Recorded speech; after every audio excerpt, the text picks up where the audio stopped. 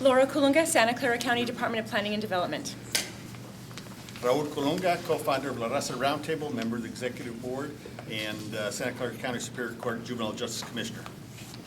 Jose Magaña, just general member. Jose Rocha, Local 270. Leticia Rocha, Santa Clara Valley Water District.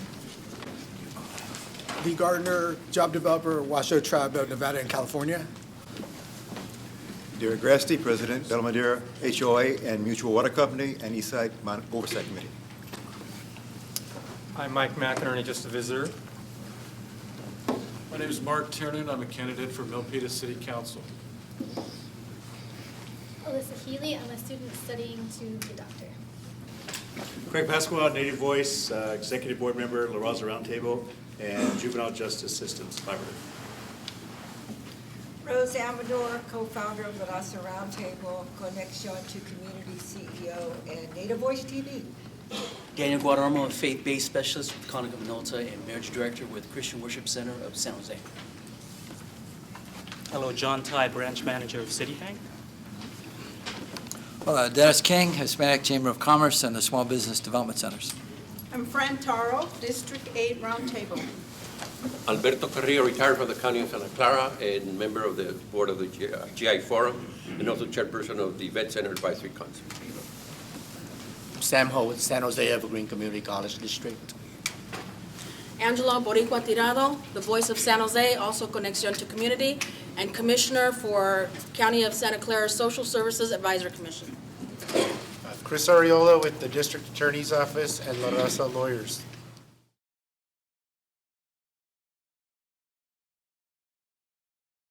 You know, we're really honored to have the only Latino statewide elected official with us tonight.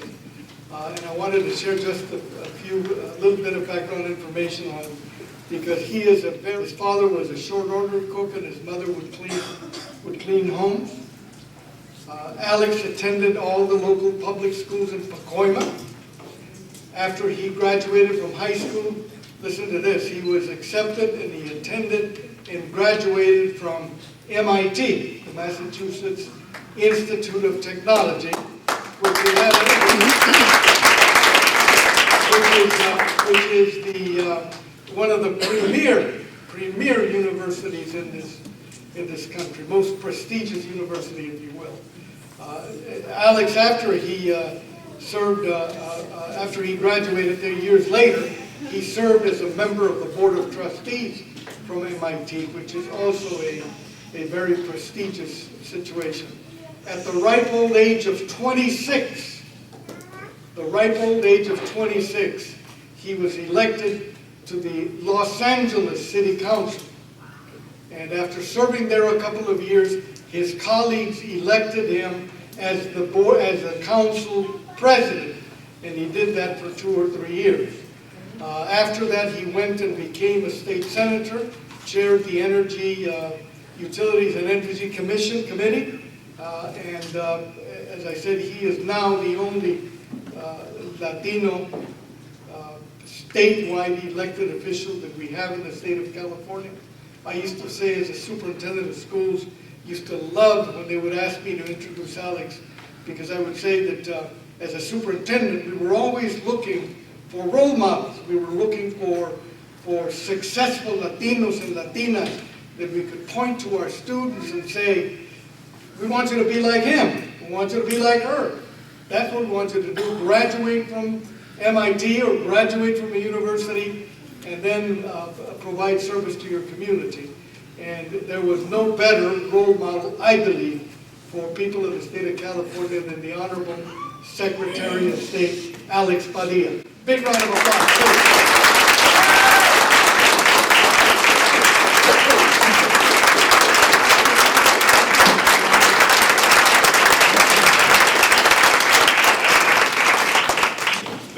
thank you.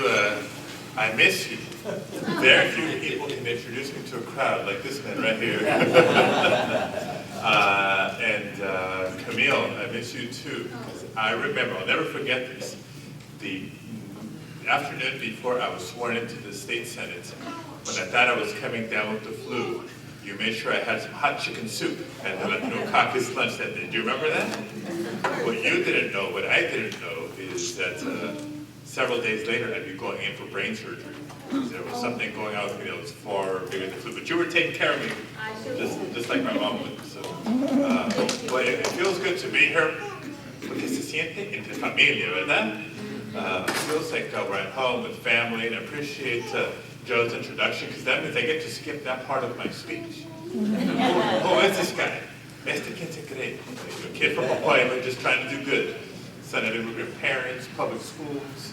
As Joe mentioned, I got my engineering degree, came home, and it looks nice on the wall, but I'm in public service. You know, God led me in this direction, and I'm glad He did, because our job is all about helping people, right? So, but I do want to do, though, since you let me bypass that part of the speech, to share a story that I think everybody here could appreciate, because it's a big part of who I am and how I go about my work. You know, when I was first running for the city council at the ripe old age of 25, some people said I was very courageous, very brave to run for office so young. I think maybe I just didn't know any better. Why not? Let's do it. You know, making the decision to run for office is not an easy one, especially because you don't get paid to run for office. So I meant taking a leave of absence from my work, and I was still living at home at the time. And I talked to my family, what do you think? Would you support me? They said, of course. And then I went to go talk to my padrino. Right? He's my godfather. It's a very special relationship we have. He's my dad's brother. And padrino, estoy pensando, ¿todo bien? ¿Qué cree? And he says two words. Dale gas. Right? You guys all understand what that means, right? The English translation means go for it. You're going to run for office, just go for it. And so we were off and running months and months and months of phone banking and precinct walking and fundraising wherever we could, and the lawn signs and all the same things that happened in Pacoima, that happened here in San Jose, that happened in a lot of the areas where we're campaigning. And on election day, we won. And I became the third youngest member ever elected to the Los Angeles City Council, the youngest Latino around to become president. But the story is this. On election night, as we gathered to wait for the results and celebrate at Casa Torres in Silmar, con mariachi and todo, my padrino wasn't there. He had gotten the flu.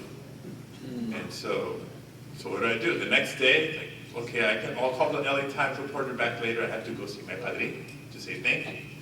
So I show up at his house. We did it. Ganamos. And very cool, calm and cut. I was expecting him to get up, give me a hug, let's celebrate. No. Bien tranquilo. He says, mijo, ahora hay que cumplir. Think about that. He says, all right, well, congratulations, but now you've got to make good.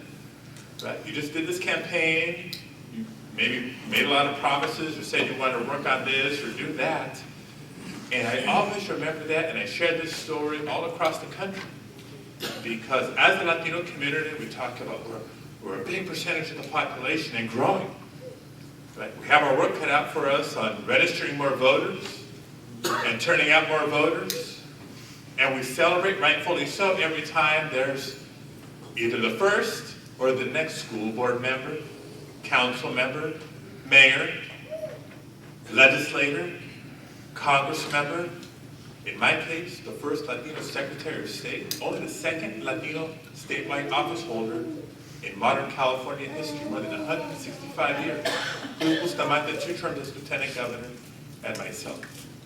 And while those milestones for our community are important to celebrate, the important question is, ahora hay que cumplir. What are we doing with this opportunity?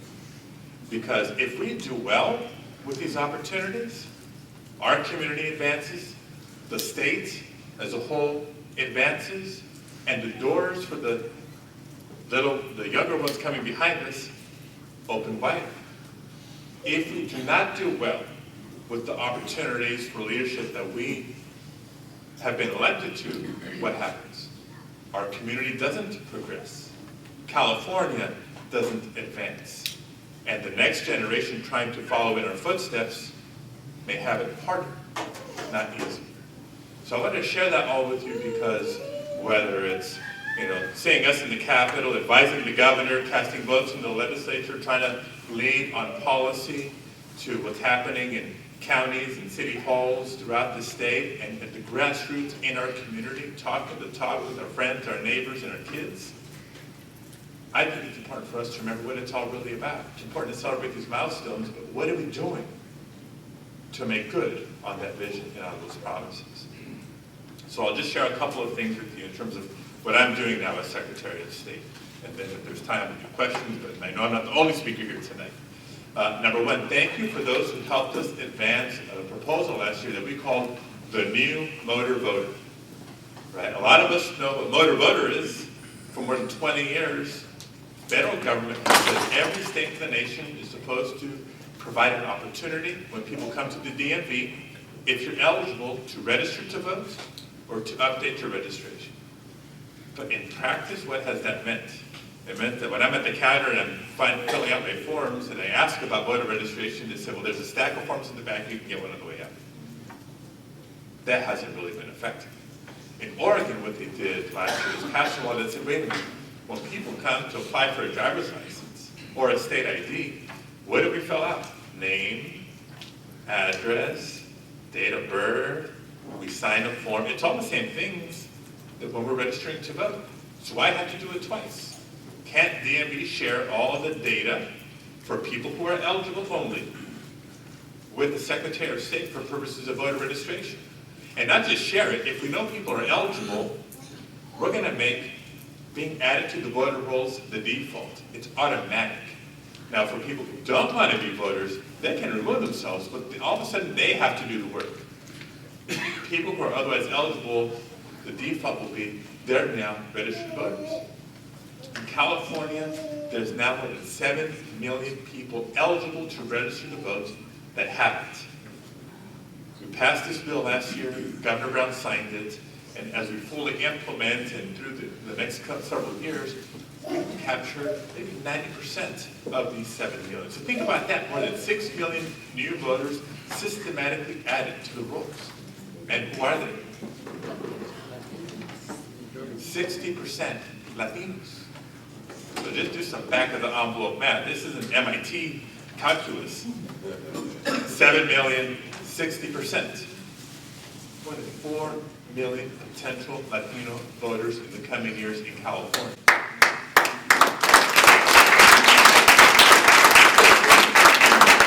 And it gets better. Think about this. Once all those folks are on the rolls, nobody can ever run for governor the same way again.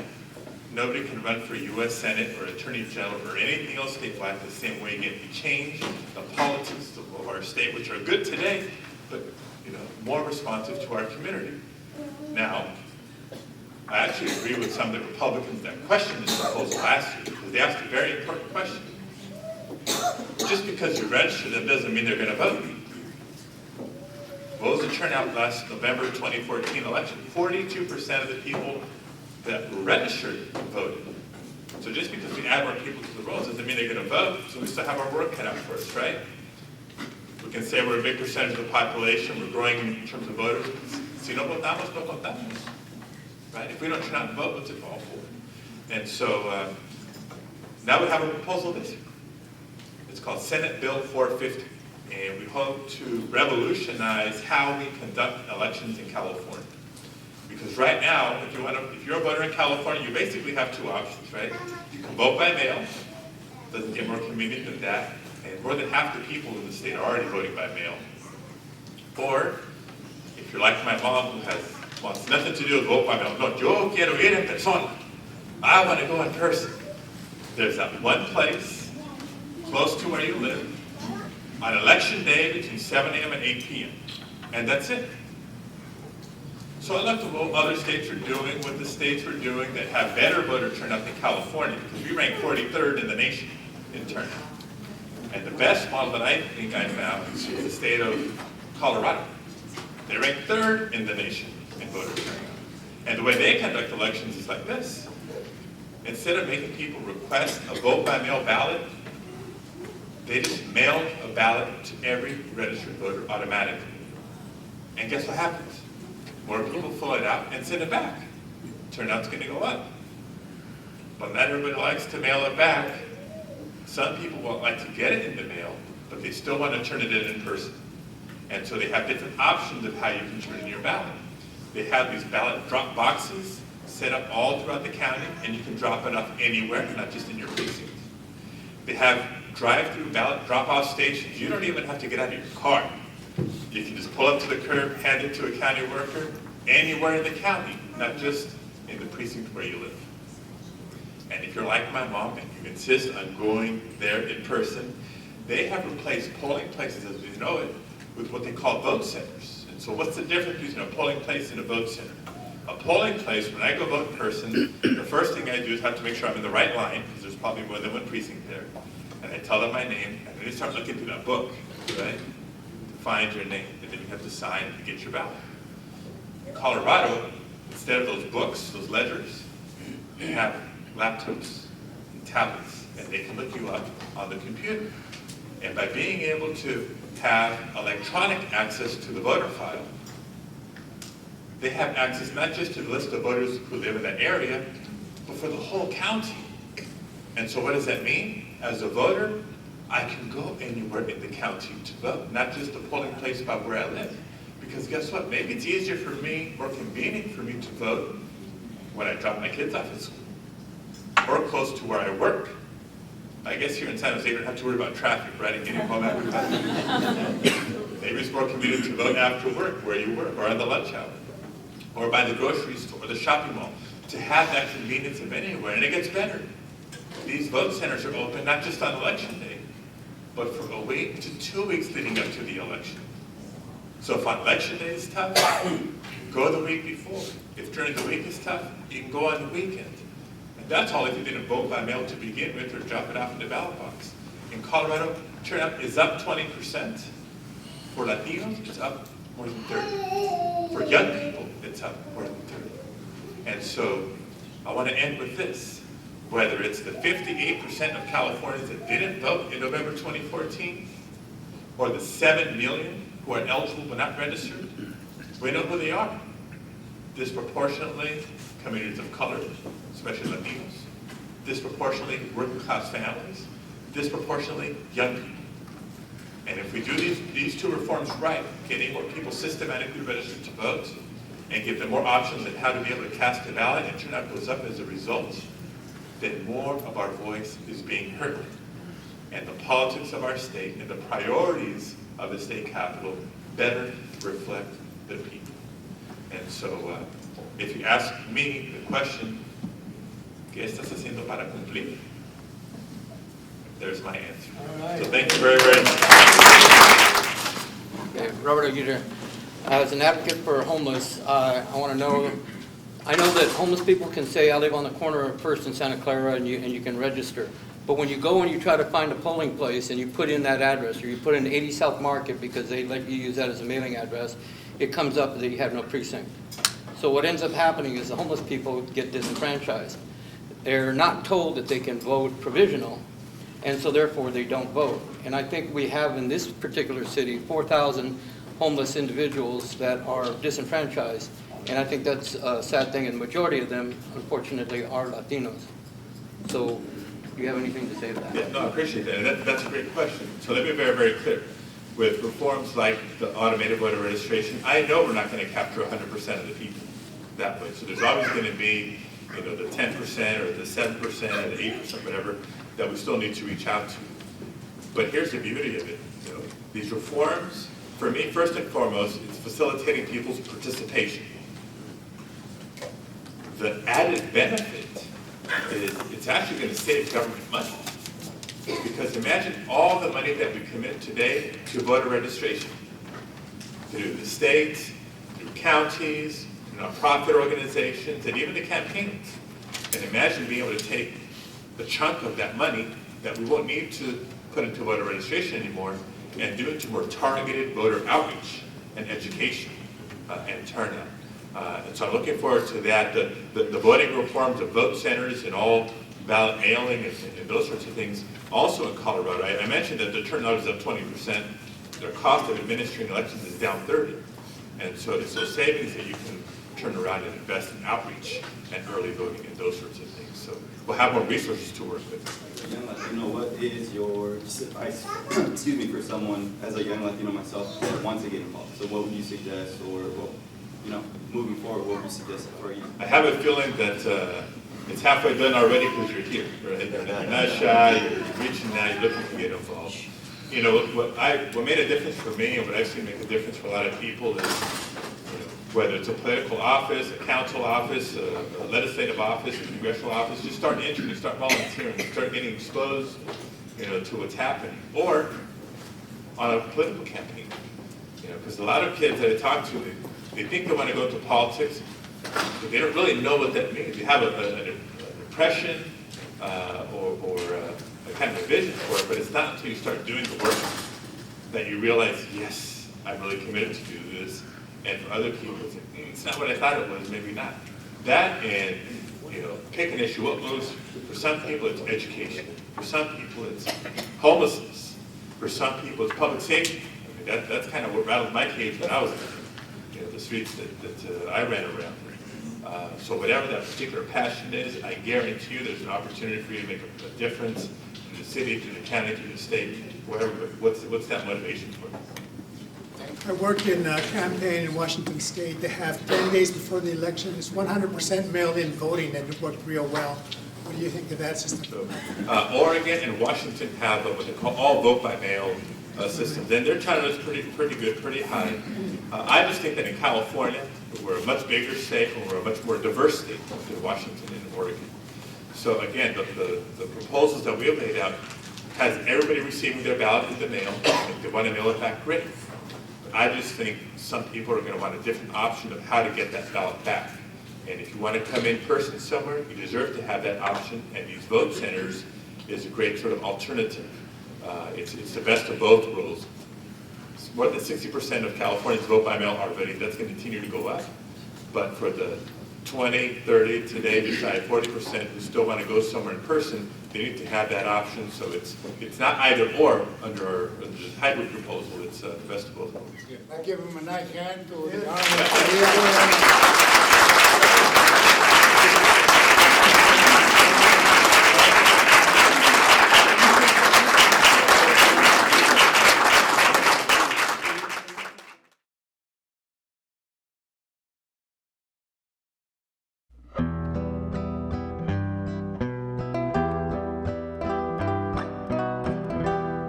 que yo he de decir que yo estoy cansado, que el camino es largo y no se mira el fin. Yo no vengo a cantar porque mi voz sea buena, ni tampoco a llorar mi malestar. Desde Delano voy hasta Sacramento, hasta Sacramento, mis derechos a pelear.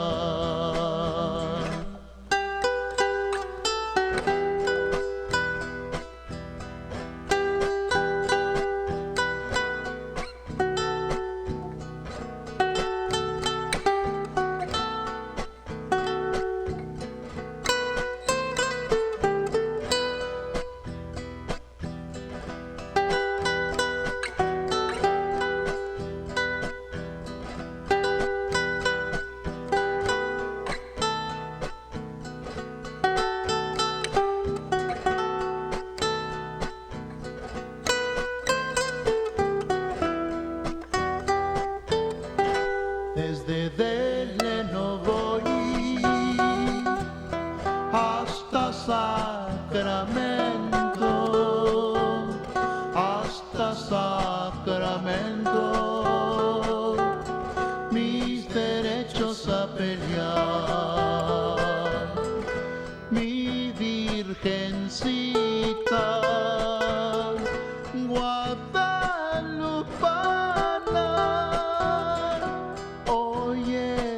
esos pasos que todo el mundo lo sabrá.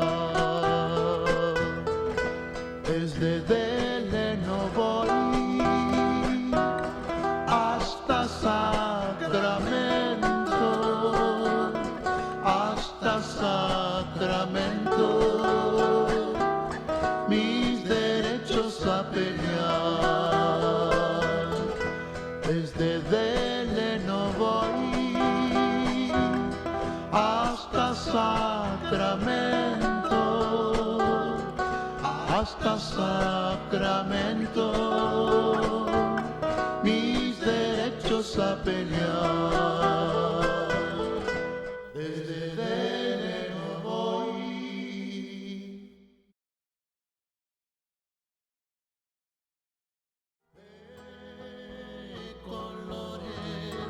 De colores se visten los campos en la primavera. De colores son los pajarillos que vienen de afuera.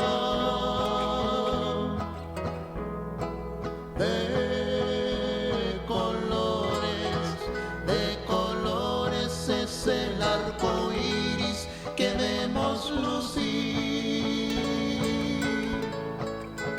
Y por eso los grandes amores de muchos colores